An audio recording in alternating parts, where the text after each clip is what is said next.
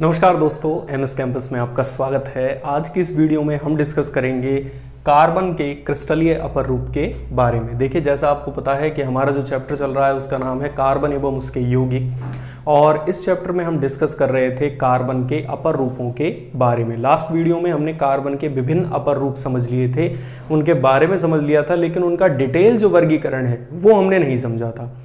यदि आपने last video अब तक नहीं देखी है तो नीचे डिस्क्रिप्शन बॉक्स में उन सभी के लिंक आ रहे होंगे, वहां से आप उन वीडियोस को आसानी से देख सकते हैं। तो आज की इस वीडियो में हम कार्बन के क्रिस्टलीय अपर रूप को डिस्कस करेंगे। थोड़ा सा मैं आपको ब्रीफ करना चाहूंगा। देखिए, कार्बन जो है उसके दो तरह के अपर रूप होते हैं, एक होते हैं क्रिस्टलीय अपर रूप और दूसरे होते हैं अक्रिस्टलीय अपर रूप। उन सबके बहुत सारे प्रकार होते हैं, उनमें से ही आज हम सबसे पहला जो अपर रूप है उसको डिस्कस करेंगे, जिसका नाम है क्रिस्टलीय अपर रूप।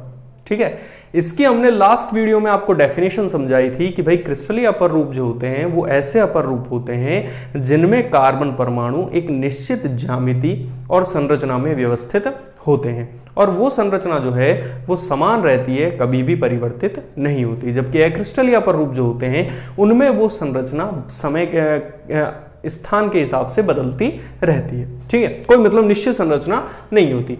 क्रिस्टलीय अपर रूप जो हैं इनके मुख्य रूप से तीन उदाहरण हैं जो आपके सिलेबस में दिए हुए हैं, जिनमें सबसे पहला उदाहरण आता है हीरा, डायमंड। दूसरा उदाहरण आता है ग्रेफाइट, और तीसरा जो उदाहरण आता है वो आता है फुलरीन। तो आज की इस वीडियो में हम इन तीनों को डिस्कस करेंगे, तो आप ध्यान से इस वीडियो को देखिएगा। साथ ही साथ यदि आपने अब तक हमारे चैनल को सब्सक्राइब नहीं किया है तो चैनल को सब्सक्राइब जरूर से जरूर कर लीजिएगा। ठीक है, तो अब हम वीडियो को स्टार्ट करते हैं। सबसे पहले जिस टॉपिक को हम डिस्कस करेंगे वो रहने वाला है हीरा या डायमंड।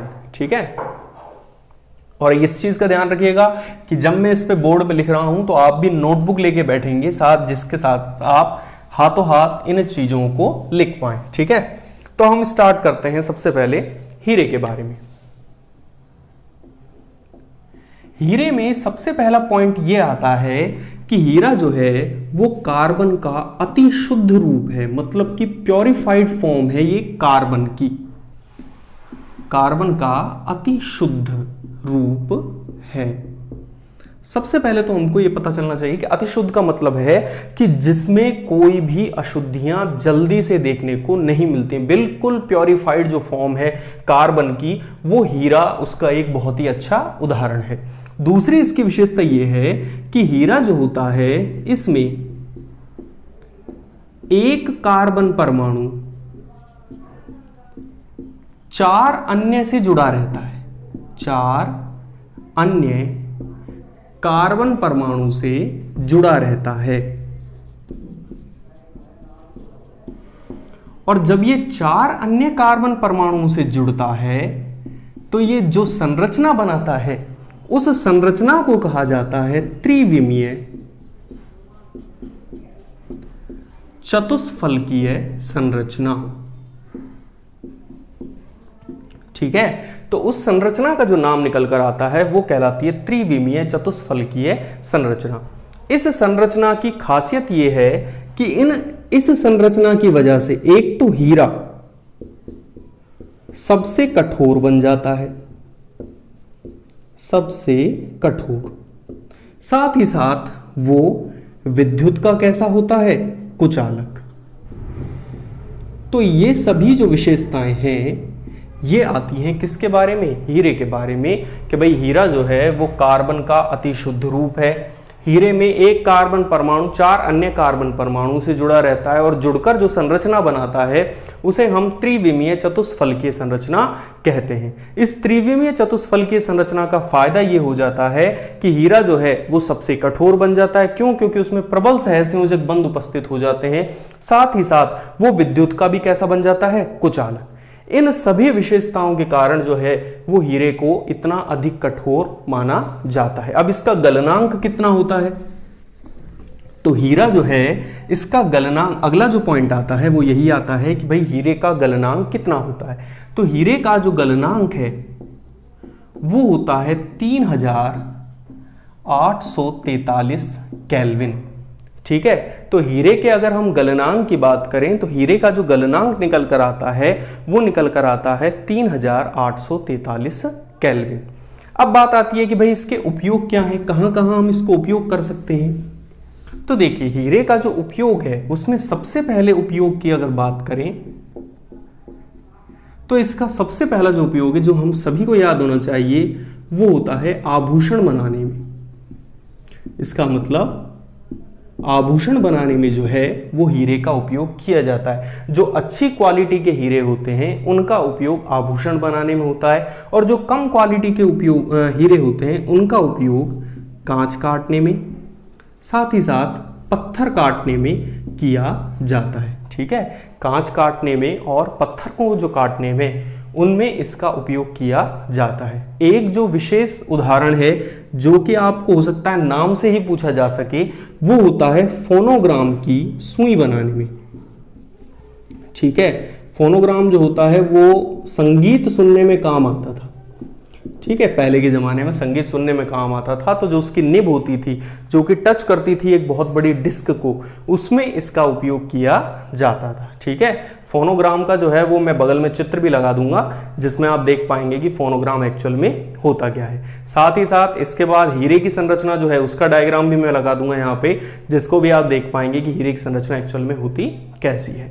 तो ये प्रमुख विशेषताएं थी हीरे के बारे में कि भाई उसकी संरचना कैसी है, क्या वो काम आता है, क्या उसकी विशेषताएं हैं। तो ये आपको मुख्य रूप से ध्यान रखनी है। ठीक है, अब इसमें मुख्य रूप से 2 प्रश्न पूछे जाते हैं और उन दोनों प्रश्नों का मैं आपको आंसर बता रहा हूं, आप ध्यान से उन प्रश्नों को सुनेंगे। सबसे पहला जो प्रश्न इसमें पूछा जाता है हीरे से संबंधित वो पूछा जाता है कि हीरा अत्यधिक कठोर क्यों है।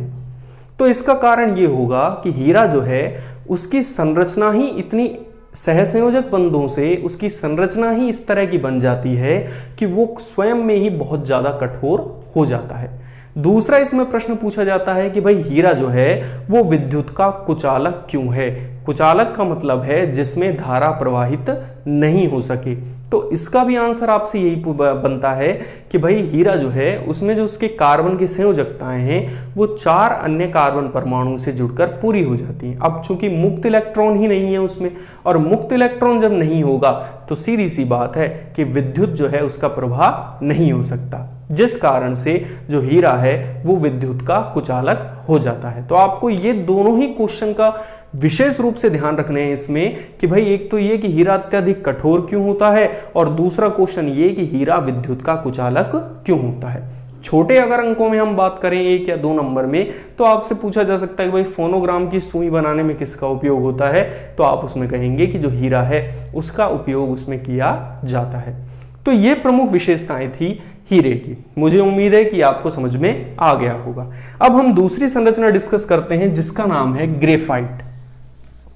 ग्रेफाइट को समझने की कोशिश करेंगे और ग्रेफाइट की मैं संरचना भी लगा रहा हूं। अब जो हम डिस्कस करेंगे वो डिस्कस करेंगे ग्रेफाइट को। इसका मतलब जो दूसरी संरचना है वो ग्रेफाइट की है जिसको कि हम डिस्कस करेंगे। ग्रेफाइट का सबसे पहले तो हमें ये पता होना चाहिए कि भाई इसका नाम ग्रेफाइट ही क्यों पड़ा। तो इसका कारण ये है कि ग्रेफाइट जो है ये एक शब्द से मिलकर बना है और उस शब्द को कहा जाता है ग्रेफो। ये ग्रेफो जो शब्द है इसका अर्थ होता है लिखना। क्योंकि प्राचीन काल से ही ग्रेफाइट जो है, हम पेंसिल में जो ब्लैक कलर का हिस्सा देखते हैं वो ग्रेफाइट का ही बना होता है। तो प्राचीन काल से ही लिखने में इसका ज्यादा उपयोग किया जा रहा था, इसीलिए इसका जो नाम है वो डाल दिया गया या पड़ गया ग्रेफाइट। तो आपको ये भी याद रखना है कि ग्रेफाइट जो है वो किस शब्द से मिलकर बना है। तो ग्रेफाइट शब्द जो है वो ग्रेफो शब्द से मिलकर बना है और ग्रेफो का अर्थ होता है लिखना। ठीक है, अब हम डिस्कस करते हैं कि भाई इसकी संरचना कैसी होती है। तो इसमें सबसे पहला पॉइंट यह आता है कि ग्रेफाइट जो है इसमें एक कार्बन परमाणु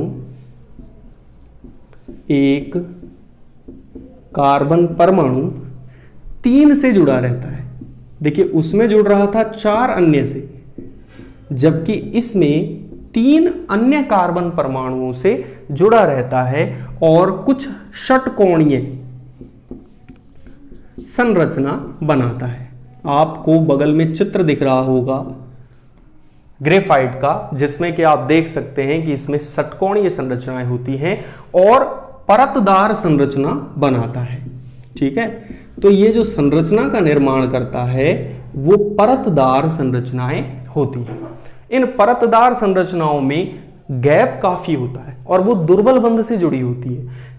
अंतराल बहुत ज्यादा है और दुर्बल बंध से जुड़ी हुई है। इसकी वजह से दिक्कत ये हो जाती है कि वो आसानी से एक दूसरे के ऊपर फिसलती रहती है और फिसलने की वजह से ही जो ग्रेफाइट है, जो हमारा अगला पॉइंट आएगा वो आएगा कि ग्रेफाइट नर्म एवं मुलायम होता है।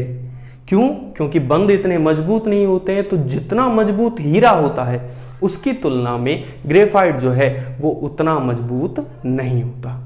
अगला पॉइंट इसमें ये आता है, अब देखिए आप इधर, चूंकि एक कार्बन परमाणु 3 अन्य कार्बन परमाणु से जुड़ा हुआ है, इसका मतलब एक इलेक्ट्रॉन अभी भी मुक्त है और उस मुक्त इलेक्ट्रॉन के कारण ही जो ग्रेफाइट है वो विद्युत का सुचालक बन जाता है। ठीक है, तो विद्युत का कैसा होता है? ये सुचालक होता है। इसका मतलब ग्रेफाइट जो है उसमें विद्युत धारा जो है वो आसानी से प्रवाहित की जा सकती है। तो ये इसकी मुख्य विशेषताएं थी कि भाई ग्रेफाइट जो है वो ग्रेफो शब्द से मिलकर बना है। इसमें एक कार्बन परमाणु 3 अन्य परमाणु से जुड़ा रहता है। षटकोणीय वलय या संरचना में होते हैं जो परतदार होती है, मतलब कि ऐसी बहुत सारी जो लेयर्स हैं वो देखने को मिलती हैं। ये नर्म और मुलायम होता है, आसानी से टूट सकता है और विद्युत का कैसा होता है? सुचालक। ये सभी जो है वो विशेषताएं हैं किसकी? ग्रेफाइट की। अब हम बात करते हैं कि भाई ग्रेफाइट जो है इसका उपयोग कहाँ किया जाता है, किन किन चीजों में हम ग्रेफाइट का उपयोग कर सकते हैं। तो सबसे पहली जो विशेषता आती है इसकी वो यही आती है कि चूंकि ये विद्युत का सुचालक है, तो सुचालक होने की वजह से इसका जो उपयोग है वो किया जाता है इलेक्ट्रोड बनाने में। आपने पेंसिल, सभी ने जो सेल आते हैं, सेल आपने सभी ने देखे होंगे, तो सेल को जब हम निकालते हैं तो उसके बीच से एक ब्लैक कलर की रॉड लाइक स्ट्रक्चर निकलती है, उसे इलेक्ट्रोड कहा जाता है, जो धारा प्रवाह के लिए उत्तरदायी है और वो बना होता है किसका? ग्रेफाइट का। दूसरी अगर मैं इसका उपयोग देखना चाहूं तो इसका उपयोग जो है वो किया जाता है शुष्क स्नेहक के रूप में। चूंकि ये नर्म है, मुलायम है, चिकना है, इसी वजह से इसका उपयोग जो है वो स्नेहक मतलब ल्यूब्रिकेंट के रूप में भी किया जाता है। तीसरा उपयोग इसका अगर हम देखें तो वो होता है पेंसिल बनाने में। ये मैंने आपको बताया था कि ये तो बहुत अच्छे से जो है वो लिखने के काम तो आ ही सकता है, इसी वजह से इसका जो उपयोग है वो पेंसिल बनाने में भी किया जाता है। ये इसके साधारण उपयोग थे। अब इसमें एक उपयोग और है जो आप विशेष रूप से ध्यान रखेंगे, और वो जो उपयोग है वो है मंदक के रूप में। देखिए मंदक क्या होते हैं? जो अभिक्रिया की रफ्तार को धीमा कर देते हैं। ठीक है, मंदक का मतलब होता है जो किसी भी अभिक्रिया की रफ्तार को धीमा कर दे। तो इसका उपयोग जो है वो नाभिकीय अभिक्रियाओं में किया जाता है।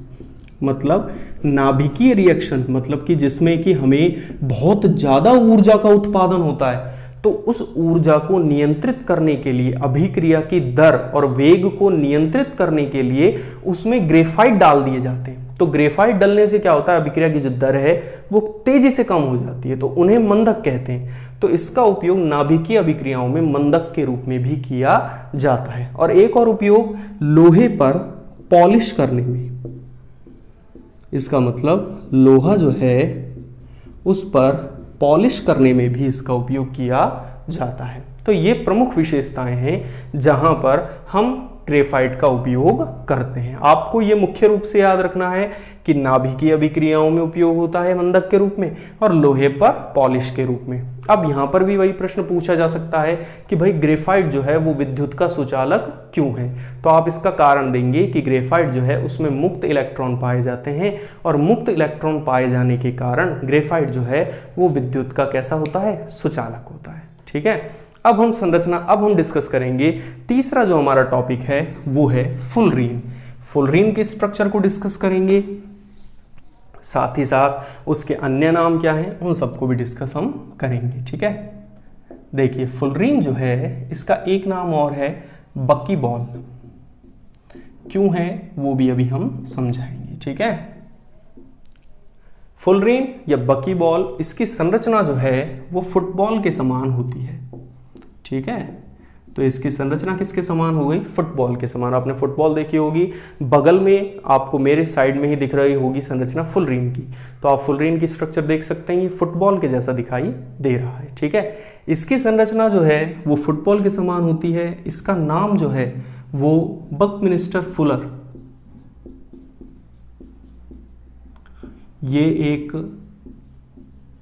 आर्किटेक्ट थे जिन्होंने एक गुंबद तैयार किया था, जियोसैडिक गुंबद, जियोसैडिक गुंबद।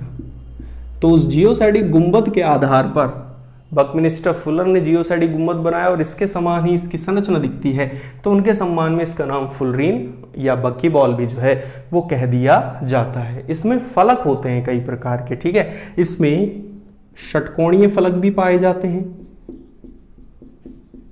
और पंचकोणीय फलक भी पाए जाते हैं। षटकोणीय फलक भी होते हैं और पंचकोणीय फलक भी होते हैं, मतलब कि षटभुजाकार संरचनाएं भी होती हैं और पंचभुजाकार संरचनाएं भी होती हैं जो कि इसकी संरचना में उपस्थित होती हैं। टोटल इनकी संरचना की अगर मैं बात करूं कितने फलक होते हैं इसमें टोटल, तो 32 फलक इसमें होते हैं।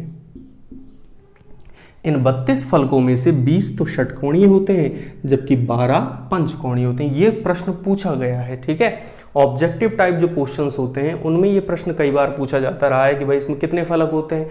32 फलक। षटकोणीय कितने होते हैं? 20। पंचकोणीय कितने होते हैं? 12। तो ये भी आपको जो है वो पता इसमें होना चाहिए। अगली जो इसकी संरचना आती है वो ये आती है कि इसकी संरचना में टोटल 60 से 70 अणु होते हैं। ठीक है, टोटल जो अणुओं की संख्या है वो लगभग 60 से 70 इसके अंदर होती है और ये ही स्थायी होते हैं। ठीक है, C60, C70 ये इसके स्थायी रूपों के अंदर भी आते हैं। अब इसके यूजेस का क्या क्या है भाई, कहाँ कहाँ ये उपयोग होता है फुलरीन? तो फुलरीन जो है ये आणविक बेयरिंग या मॉलिक्यूलर बेयरिंग बनाने में उपयोग होता है। ठीक है, इसके अतिरिक्त और कहाँ कहाँ उपयोग हो सकता है? तो प्राकृतिक गैस के शुद्धिकरण में। ये मुख्य रूप से इसके दो उपयोग बनते हैं, तो आणविक बेयरिंग में और एक प्राकृतिक गैस के शुद्धिकरण में। इसके अतिरिक्त ये काफी अत्यधिक तापमान को भी ग्रहण कर सकता है, तो उच्च ताप पर ये अतिचालक के समान भी व्यवहार जो है वो करने लग जाता है। तो इतनी सारी विशेषताएं हैं फुलरीन की। ये तीनों ही मुझे लगता है कि आपको समझ में आ गए होंगे, हीरा, ग्रेफाइट और फुलरीन। अगर ये तीनों आपको समझ में आ गए हैं तो बहुत ही अच्छी बात है और इनसे संबंधित प्रश्न भी मुझे लगता है कि आपको समझ में आ गए होंगे। अब जो इसमें एक नया प्रश्न है जिसका आंसर आप कमेंट बॉक्स में दे सकते हैं, यदि आपने पूरी वीडियो देखी होगी तो उस क्वेश्चन का आंसर आप आसानी से दे देंगे। और जो क्वेश्चन है वो ये बनता है कि हीरा एवं ग्रेफाइट में प्रमुख अंतर क्या है। आपको कोई एक अंतर बताना है हीरा और ग्रेफाइट में जो कि मेन डिफरेंस के रूप में यूज हो, कि भाई इनको हम डिफरेंशिएट कैसे कर सकते हैं हीरा और ग्रेफाइट को। तो आप कमेंट बॉक्स में मुझे ये जरूर से जरूर कमेंट करके बताएंगे कि हीरा और ग्रेफाइट में मुख्य अंतर क्या होता है। यदि ये वीडियो आपको पसंद आई है तो आप इसे लाइक जरूर से जरूर कीजिएगा, शेयर भी कर दीजिएगा, साथ ही साथ चैनल को सब्सक्राइब तो जरूर से जरूर कर लीजिएगा ताकि आगे आने वाली वीडियोस का नोटिफिकेशन आपको आसानी से मिल सके। वीडियो देखने के लिए आपका बहुत बहुत धन्यवाद।